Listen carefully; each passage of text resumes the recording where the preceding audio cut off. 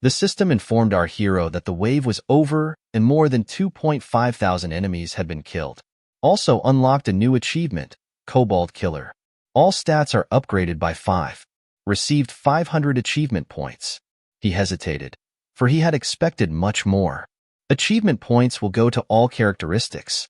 However, if you master various skills through multiclassing and gluttony, then the stats will increase indefinitely.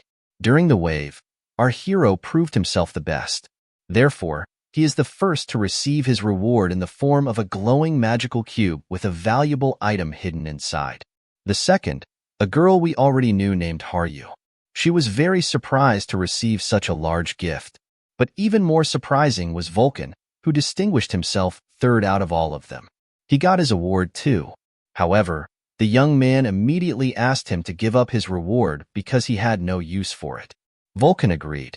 Still, a spiritual soldier can't do anything with this valuable item. But unexpectedly, Haru reached forward and extended her reward as a shared future and gratitude. For a second, the protagonist wondered if it was worth taking her offering, and he immediately decided he would refuse because he had been betrayed before. He stated to her that she could go with him, but he didn't trust her yet, especially since the reward for second place in the wave is too great to take it away from the girl without a drop of regret. The necromancer informed her that he did not want to face betrayal again. The girl was worth proving she could be trusted. Otherwise, they'd better split up. Haru lowered her gaze and wondered what she should do in such a situation. And in the next instant, she activated her magic center to retrieve the hidden item. Much to the surprise of our hero and Vulcan, she showed her goblin mask to the light and was ready to give it to our hero, along with the reward for the battle with the kobolds earlier. Her actions could not be believed by Vulcan, for this was incredible generosity on her part. And yet, our protagonist realized that the mask contained all of the goblin's power, and they only give it to their one partner they can trust. Already holding this rare item in her hand, our hero asked Haru why she had decided to give it away.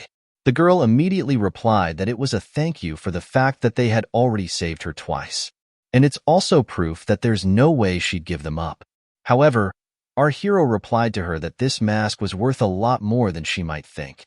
It seems like there must be some other reason for what she did. Haru immediately uttered the word revenge. Our hero interrogated her as to what she meant by the word revenge. The girl replied that she had not gone into details earlier, but her village had been burned down. She tried to find survivors, but she couldn't find anyone. She must have been the last goblin. At this phrase, the girl finished her story, while our hero and the Vulcan listened to her very attentively. After which Haru emotionally added that since she was the only survivor, she should avenge her king's death. So she asks permission to stay with our hero and his faithful servant. Now the nature of her act was clear to our hero. As a sign of deep respect, the girl made a bend and stretched her hands forward, in which she held the award she had received earlier. Our hero thought they were very much alike, for revenge unites them in their fight against enemies of the past. The young man immediately reached out to take the gift and told her that if she betrayed him, he would immediately kill her. He now had all 3 awards after this battle, as well as the rare goblin mask. He assured the girl not to attach too much importance to it. She was very excited and called him brother. The young man almost dropped all his gifts out of surprise, but he immediately accepted her address to himself with the word. With a sharp movement of his hand, the necromancer tossed these rewards high into the air to turn them into valuable items. Now each of those cubes has become something special. The first was the mana ring. This ring gave a +5 to total mana, as well as a reduction in mana absorption, +10%. The second die turned into a mana earring. It gave a +5 to mana, as well as a reduction in mana absorption, +15%. The third cube turned into a mana necklace. This necklace gave a +5 to total mana, as well as a 20% reduction in mana absorption. Vulcan remarked that these were splendid honors, though the girl did not share his enthusiasm. According to her, the mana was nothing of interest. But our hero's spiritual soldier explained to Haru that these things are perfect for necromancers who use mana to create their army. Thanks to such items, the protagonist will be able to increase the number and quality of soldiers by 45%. After the protagonist put on all the awards, he turned to Boone. which was still silent, and our hero was waiting for some sort of system notification from him. Boone was a demon watching death, and he offers to take our hero to another place. This other place was a settlement, or rather an inn, into which our heroes entered. It was empty. According to our main character, the people either escaped into the forest or went to the second floor of the tower. Nevertheless, the young man was expecting something special from this demon, something he had promised him earlier. He couldn't wait to see his reward, and in the next second, a huge energy pillar appeared on the table right in front of him, and as if some incredible object fell from the sky, which was a ring that emitted streams of magical energy around itself. To our hero's great joy, he felt that luck was on his side today. As he held this ring in his hands, he realized that it was an incredibly valuable item. After all, it could be used to harness demonic energy.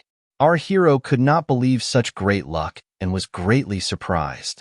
Vulcan was also very surprised and questioned his master as to whether this ring could really emit demonic energy. Although demonic energy was the privilege of demons, however, a ring of dark power could be used to generate it if worn. There were also certain restrictions. Demonic energy gave a +10 to characteristics when combined with another title or items. It was an incredible power that could be used as a resource for mana. Usually, to get demonic energy you have to become a slave of the devil. Then it will start to gradually transfer into the body. At least with one such ring, the power was incredibly increased.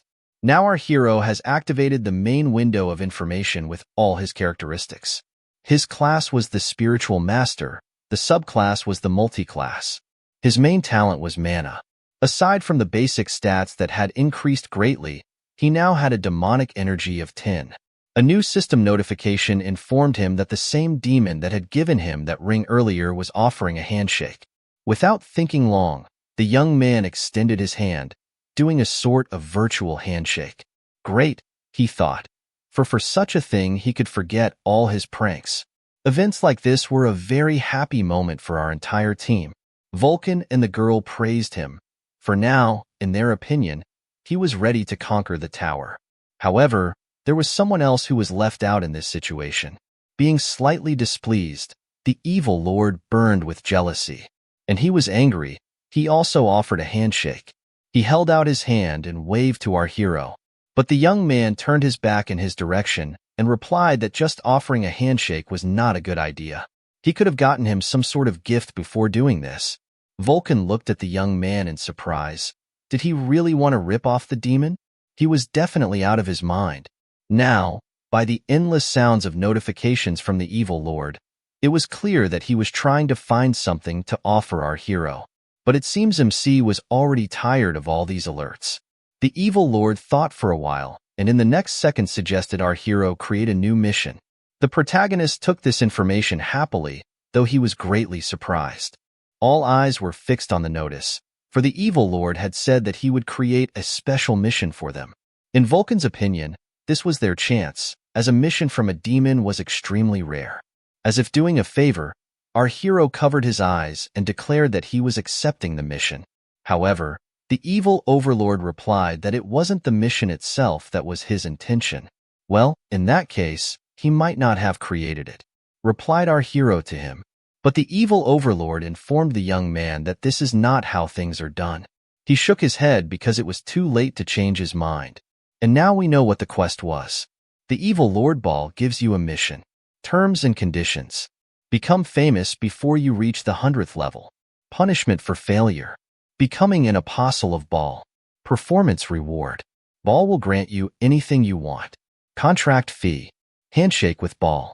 For the protagonist, it was a great fortune, because he could get anything he wanted. With a gift like that, he's got a mountain to climb. However, the terms are not so simple. If the mission fails, he will become the apostle of this demon. But our hero can't pass up such a chance. Extending his hand forward as if to offer him a virtual handshake, he firmly pronounced that he was accepting the assignment. It seems that the Lord of Evil was also out of joy and also shook hands with our hero, albeit virtually. Leaving this tavern, the girl asked her friend what he was going to do now. Maybe go to the second floor. However, he replied to her that they should catch an idiot named Kim Sung-tae and get as much information out of him as possible. The young man instructed the volcano to find him. Suddenly, the spiritual master surprised his master, for he already had everything ready. He had previously assigned his spiritual soldier to this character. So even though this cretin is already pretty far away, Vulcan is still pretty sure he's on the first floor. They'll be able to find him quickly. After which Vulcan immediately disappeared into the magical vortex and said goodbye that he would be back soon. The protagonist suggested Haru to talk on the way, as he was curious to know more about this unique mask. And while our heroes were on the road to their new destination, the girl told us that the mask allows us to use the goblin's abilities.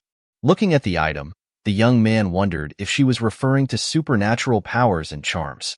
Haru nodded her head affirmatively, after which she added that she could use not only supernatural powers, but also providence, that is, the gift that allowed her to predict the future. But the young man didn't seem to understand her words and took this information without enthusiasm. In his opinion, it would be better if her abilities could be used on the battlefield. But Haru looked at him strangely at this time. Our hero thought that maybe there was something wrong with him. But the girl replied that to her he was just some really weird guy. People from all corners of the world traveled a long way to find someone with such special abilities to predict the future. And these wanderers approached many sages with a request to pass on this unique gift of conducting. Many of these warriors, including the one our hero was looking for, were concerned about their future and tried to do everything they could to change their fate. The necromancer interrupted Haru and said that in his opinion, there was no point in running away from fate. After all, if you disliked or bothered by something, you should get rid of it. In that case, in the girl's opinion, her ability would suit him even more. With her answer, she further puzzled our hero. But Haru immediately added that her ability was battle foresight, meaning that this skill was ideal on the battlefield. In her opinion, she would be quite useful to our hero. With a smile, the girl looked in his direction, expecting a response. And in the next second, the young man threw himself on top of her and began to hug his new friend tightly. He was delighted at her words, to the great surprise of the girl, who had not at all thought he would act in this way. Our hero was very happy to hear her say that.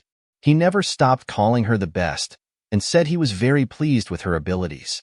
He recalled his enemies who had certain nicknames: Star Sword, Star Bow, Great Thief, Divine Spear.